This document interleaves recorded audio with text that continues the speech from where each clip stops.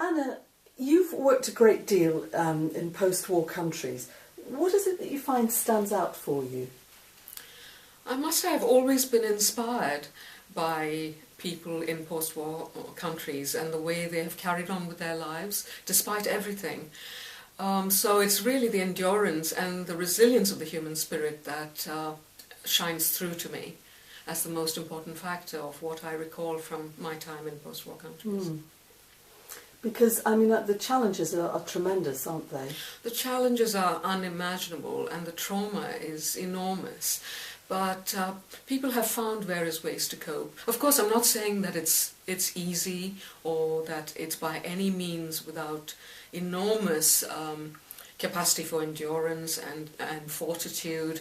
And people do fall between the cracks because it's just too much to cope with when you've actually witnessed some terrible things.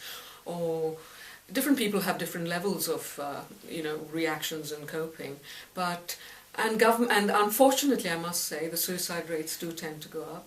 But governments in place after the war tend to play that down because they don't want that to be a prominent factor. And there's very little, support. There's very little money thrown into post-war countries when the media focus has shifted. So people have to find their own ways of coping. And I've always been so admiring of people who've done that. It's enormous testimony to the human spirit. Living in a war zone and trying to reconstruct their lives, I think people have different coping mechanisms. They try to forget some of them realize they have to forgive and let go. And of course it takes a lot of looking within oneself and examining and self-examination and reflection, I would say, are important. And then, of course, there's external support systems like family, community, or people may turn to religion or to spirituality, or find a focus in life, such as rebuilding helps, I guess, reconstruction projects and rebuilding. So repiecing their lives, piece by piece. And it's a long and laborious and painful process, but people do help each other and support each other. And the majority, that's what I want to say, the majority do survive. And that's a tremendous testimony, again, to the human spirit.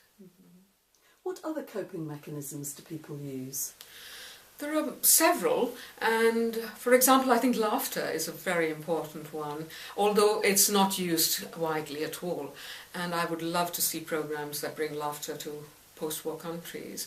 And for example, there are programs, of course, and I remember when I was in Sarajevo, I heard about a little child who couldn't laugh or smile. For 4 years he hadn't been able to. Oh. And it was Comic Relief who then finally worked with the child for quite a long time before he could laugh again. And that is so important, to have laughter. Laughter enables the human spirit to soar, even if it's only for a few minutes, just to forget and to rise. So it's such an important coping mechanism, I think. And laughter yoga, for example, is another way where you don't even need the cultural or intellectual context, and that is really inspirational work that can bring relief to a great many people, I think. Were there different approaches that you were aware of? Yes, indeed. At least from the 90s, there have been studies that suggest the community approaches, for example. Save the Children UK came out with a book on rethinking the trauma of war. And there was another study by Honwana which suggested that there were different cultures have different coping mechanisms and healing traditions, and that perhaps those were more applicable than the standard Western models, for example, which you couldn't just lift from one context into another. And so, yes, and the thinking has evolved in that sphere, which has been more relevant to the people in trauma.